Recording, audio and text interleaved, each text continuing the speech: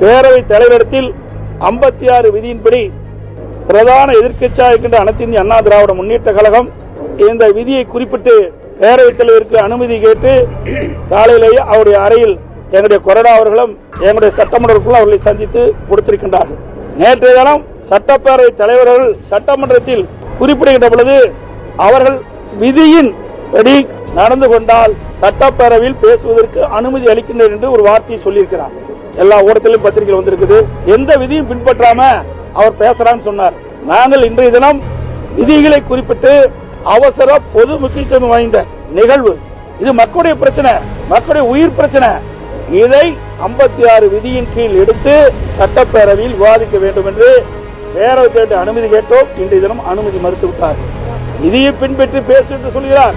விதியை பின்பற்றி பேச முற்பட்டாலும் மறுக்கிறார். எங்களுக்கு பேசுவதற்கு அனுமதி கொடுக்கவில்லை.